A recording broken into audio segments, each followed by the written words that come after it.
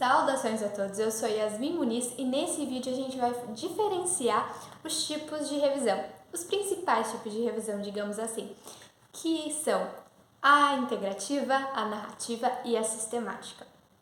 A revisão narrativa eu diria que é a mais tranquila de se fazer porque ela não tem uma metodologia. Digamos assim, ela até tem uma metodologia, mas ela não precisa ser exposta. Então, por exemplo, eu quero falar sobre, por exemplo, células imunológicas. Então, o meu artigo é sobre isso. Eu vou trazer uma introdução e depois eu já vou trazer os tipos de células e os assuntos pertinentes. Mas eu não preciso explicar em que base de dados eu procurei e tudo mais. Isso não precisa numa narrativa, porque é uma revisão que ela é quase subjetiva, digamos assim. Você pesquisa, você traz a informação. Não tem por que você ficar trazendo detalhes da sua metodologia, porque não é a proposta dela. Vamos para a mais chatinha, que agora é a revisão sistemática. Se você já viu uma pirâmide da evidência científica, você sabe que a revisão sistemática é o topo dessa pirâmide, que dentre todos os estudos é, digamos assim, o mais valorizado e o que tem menos risco de viés.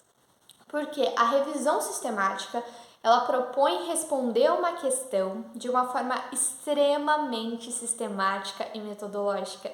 Então, por exemplo, se eu quero saber, olha, o Pilates é bom para dor lombar? Eu vou procurar todos os artigos possíveis na literatura, eu vou avaliar cada um deles quanto à metodologia.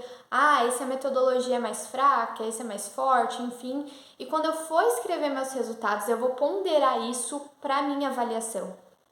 Então, perceba, esse tipo de revisão, ela exige um trabalho bem maior e exige uma equipe. Não é uma pessoa que faz uma revisão sistemática, é uma equipe. No mínimo 2 a 3 pessoas. Mas, se você for avaliar, vai precisar do autor principal, de um outro avaliador para ver os artigos, de uma pessoa que seja boa em estatística também, se você for fazer uma meta-análise. Então, ela exige uma equipe para ser feita. Por isso que ela tem tão baixo risco de viés. E, por fim, a gente vai no meio do caminho, que é a revisão integrativa. Ela é bem interessante porque ela possibilita que você mescle tipos de estudos na sua revisão. Você não precisa só falar de ensaios clínicos randomizados, você não precisa só falar de ensaios experimentais.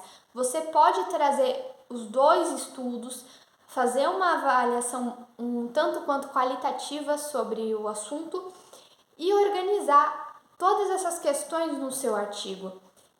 E na integrativa você tem sim que colocar a sua metodologia. Eu pesquisei em tais bases de dados, eu fiz assim, eu fiz assado, fazer fluxogramas, tudo bonitinho.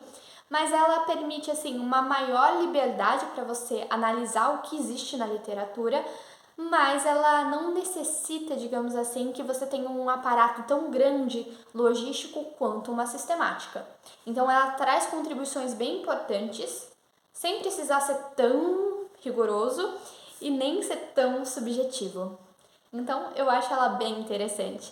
E se você tem interesse de saber mais, fique atento porque logo vai ter novidades sobre como fazer uma revisão integrativa no canal. Não vou dar mais spoilers para vocês, mas é sobre isso. E bons estudos e boas revisões se for o caso.